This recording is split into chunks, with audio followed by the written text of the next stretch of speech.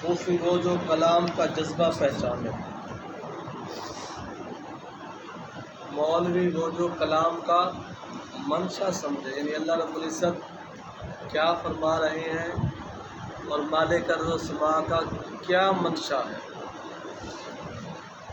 تو صوفی وہ ہے جو کلام کا جذبہ سمجھے کہ اس میں مالک لینا کیا چاہتا ہے۔ دیکھو موسیٰ علیہ السلام سے اللہ رب العزت نے فرمایا کہ تمہارے ہاتھ میں کیا ہے، کیا رب کو خبر نہ تھی؟ وما تلک بیمینک، آپ کے ہاتھ میں کیا ہے؟ کہ ان کے ہاتھ میں لاٹھی ہے، منشا کچھ اور بھی تھا۔ اللہ تعالیٰ کو پتہ تھا نا کہ موسیٰ علیہ السلام کے ہاتھ میں عصا مبارک ہے۔ پھر پوچھا وما تلک بیمینک یا موسیٰ، اے پیارے کلیم آپ کے ہاتھ میں کیا ہے؟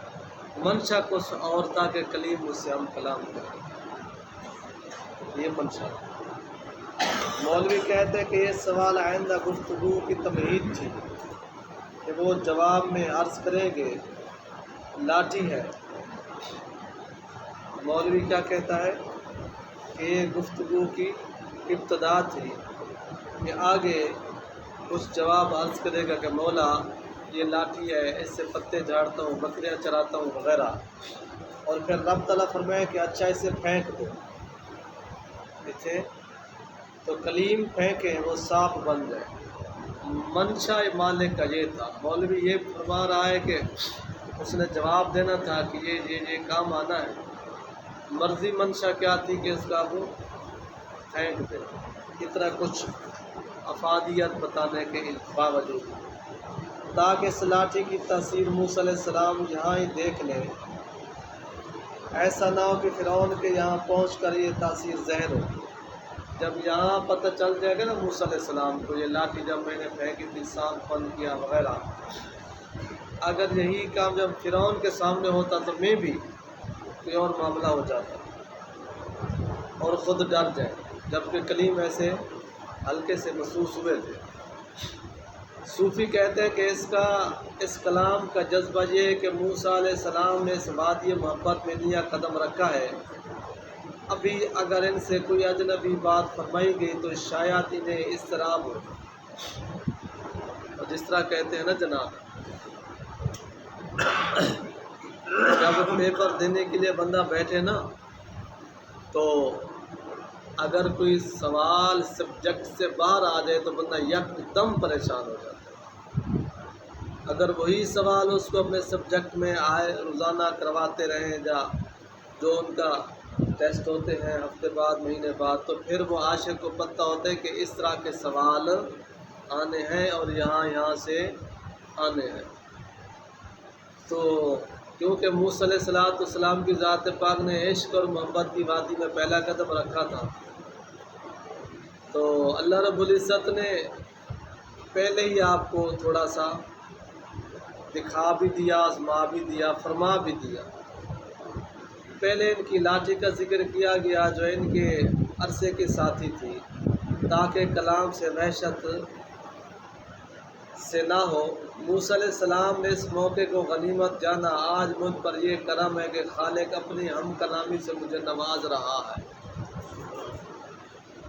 جب پہلا کرم کوئی بادشاہ کرتا ہے یا وزیر کسی اپنے رعایا پر کرتا ہے تو وہ پہلی غنیمت کو بڑا نایاب سمجھتے ہیں۔ وہ کہتے ہیں آج تو بادشاہ سے بہت بڑے رحم دل بنے بیٹھے ہیں، پتہ نہیں آئندہ کچھ کریں گے کہ نہیں کریں گے۔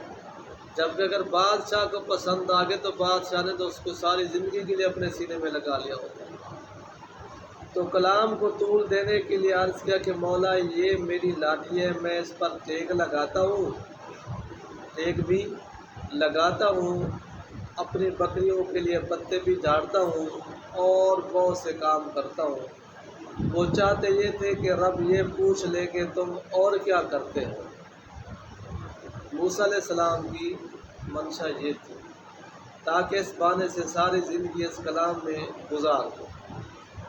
اصلی صوفیہ یہ بھی فرماتے ہیں کہ کلام لذت کے لیے، کلام آپ دیکھیں نا وہی بات آ جاتی ہے، جب آپ کسی دوست کو اپنے پاس بٹھانا چاہتے ہیں نا اگر دوست آئے اور وہ کہے کہ میں جانا چاہتا ہوں جلدی ہے، تو آپ کہیں گے یار چلو، آپ بیٹھنا نہیں چاہتے، کھانا نہیں چاہتے، کم از کم ایک کپ چائے تو پی لو، حالانکہ وہ پتہ نہیں چاہے کتنے جگہ سے پی کر آیا ہوتا ہے۔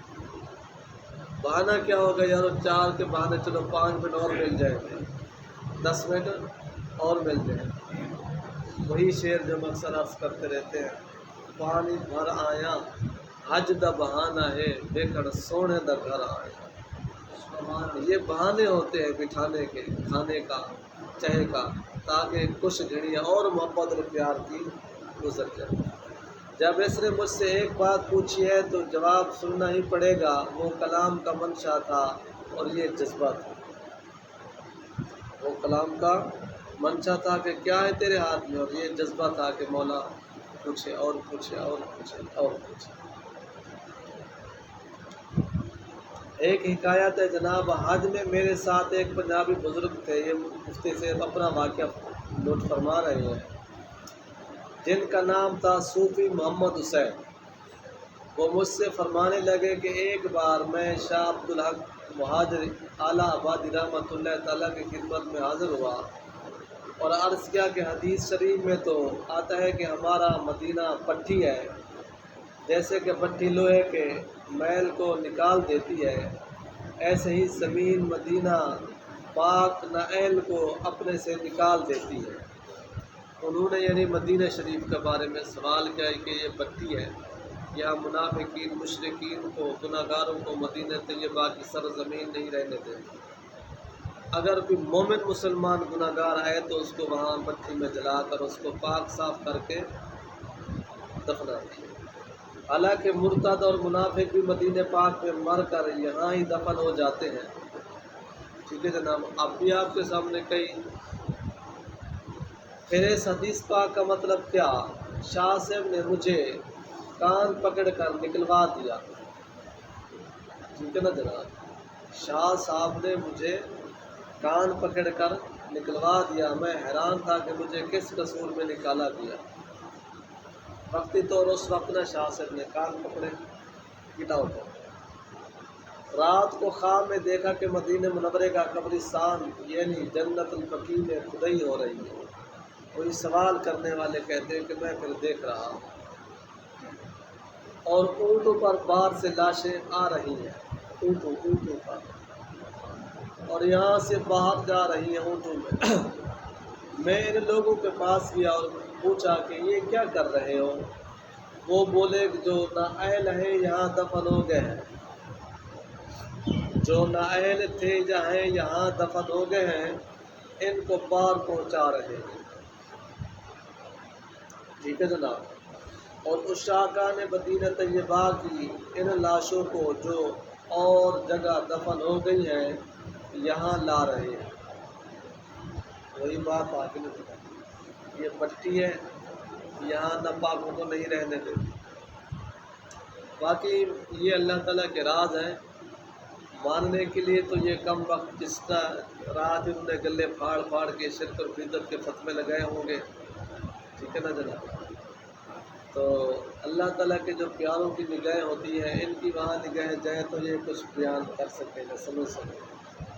ان کی نگاہیں بھی باہر جب اپنے ذہنی پر ہیں تو پھر یہ آگے بات تو پھر وہی آ جاتی ہے، جو میٹرک پاس کرے گا تو ایف اے میں داخلہ لے گا، میٹرک پاس نہیں کرے گا تو پھر ایم اے والی گفتگو کیسے کرے گا؟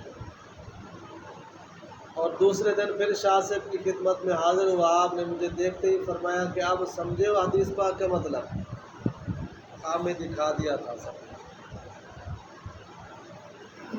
اب ایسے ایسے بدبخت بھی آ گئے ہیں ملعون قسم کے، تو بزرگان دین کے نہ کشف کے قائل ہیں، نہ الہام کے قائل ہیں، نہ کرامات کے قائل ہیں۔ اللہ تعالیٰ کے پھٹکار ہے۔ اور کل تم نے مجھ سے اغیار میں اسرار پوچھے تھے، یعنی یہ راز کی باتیں تھیں تو تم نے پوچھ لیے تھے، کس کے سامنے؟ غیروں کے سامنے۔ ٹھیک ہے نا جناب، اے راز دیاں گلاں تے میں کنوں دساں۔ ہمیشہ راز کی باتیں رازداروں میں رہتی ہیں، جس کی تمہیں سزا دی گئی تھی۔ مطلب ہے تم نے میں نے اس لیے تمہیں نکالا تھا اپنی محفل سے کہ تم نے یہ بات میرے غیروں کے سامنے کیوں پوچھی؟ یہ تجھے کل سزا دی تھی، باقی رات میں نے تجھے دکھا دیا۔ تو لہٰذا مولوی جس کی گفتار سے مسائل حل ہوں، صوفی وہ کہ جس کے دیدار سے منازل طے۔ کام دونوں کا ایک جیسا رہا، مگر خیال رہے کہ ولی را ولی میں شناسد، ولی را ولی میں شناسد۔ مولانا روم فرماتے ولی کو ولی ہی پہچانتا ہے۔ لوح محفوظ از پیشانی یار، راز پنہاں میں شود زاں آشکار۔ ایک اور جگہ فرماتے ہیں کہ دوست کی پیشانی لوح محفوظ ہے، چھپے راز اس سے خیر ہوتے ہیں۔ بڑے بڑے واقعات آتے ہیں کہ اللہ تعالیٰ کے ولی ہستی پیشانییں پڑھ کر پتہ لگا لیتے تھے۔ حضرت مجدد الفیصانی رحمۃ اللہ تعالیٰ کے بارے میں آتے کہ آپ کے 2 بیٹوں کو ایک استاد سے پڑھاتے تھے، تو ان کی پیشانی پر لکھا ہوا تھا جہنم۔ تو آپ نے ایک دفعہ اظہار فرمایا بیٹوں کے سامنے کہ تمہارے استاد کی پوزیشن تو یہ ہے، آخرت کا معاملہ، بچے آپ کے ساتھ ذات جان آپ کے قدموں میں پڑ گیا، بعض ہمارے استاد سے بول کر جہنم میں جائے۔ تو پھر آپ نے اللہ تعالیٰ کی بارگاہ میں دعا مانگی۔ پھر اس طرح کے بہت بے شمار واقعات ہیں، بے شمار۔ عرض کرنے کا مطلب یہ ہے کہ اللہ تعالیٰ کا ولی تو پیشانی پڑھ لیتا ہے، یہ سعید ہے کہ یہ شقی ہے، یہ بدبخت ہے کہ یہ بخت والا ہے۔ اچھا، مولوی جو دلائل سنا کر سائل کے مسائل میں تسلی کرے، صوفی وہ جو مطلوب تک پہنچا کر وہ ہمارے وہ لجپال پیر سباق صاحب کی بات آپ کو سناتے رہتے نا، پیر خواجہ غلام حسن سباق سے، قاری اللہ دیتا صاحب کے دادا مرشد۔ تو کسی نے آپ سے راستہ پوچھا نا، تحصیل کروڑ تھی نا، کروڑ میں آپ کا مزار تھا، ہمارے لیا کی تحصیل کروڑ۔ انہوں نے پوچھا بابا جی ہم نے کروڑ جانا ہے، راستہ بتائیں۔ آپ دیہاتوں میں کام کر رہے تھے، آپ نے فرمایا کروڑ کا راستہ بتاؤں کہ توڑ کا بتاؤں؟ ہماری سرائکی میں توڑ کہتے ہیں کو۔ بہت سیدھے سادھے جٹ تھے، انہوں نے کہا کہ بابا جی اگر توڑ کا راستہ دے رہے ہیں تو پھر ہمیں اور کسی سے پوچھنا نہ پڑے گا۔ انہوں نے کہا حضور توڑ کا ہی بتا دو۔ جب آپ نے فرمایا اچھا توڑ کا بتا دو، ایسے پکڑا تو آپ نے فرمایا دیکھ رہے ہو وہ روشنی تھی یا جو بھی تھی، ہاں دیکھ رہے ہیں۔ ہم نے فرمایا اسی کو دیکھتے جاؤ، چند فرلاں بھی چلے کے مدینہ طیبہ آ گئے۔ توڑ کا راستہ دیا نا، کروڑ کا نہیں دیا، توڑ کا دیا۔ تو یہ صوفی وہ ہے جو مطلوب تم پہنچا دے، توڑ تک پہنچا دے، بذریعہ کشف تشفی کر دے کہ جہاں دلائل کی ضرورت ہی نہ رہے وہاں پہنچا دیتے۔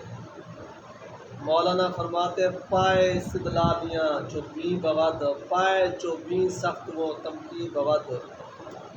استدلالیوں کے پاؤں لکڑی کے ہیں، لکڑی کے پاؤں سخت کمزور ہوتے ہیں۔ باقی آپ کو کل بتائیں گے۔ یہ مولوی اور صوفی کی گفتگو ہو رہی ہے لاجواب۔ اللہ تعالیٰ ہم سب کو صحیح معنی معرفت کی پہچان نصیب فرمائے۔ افضل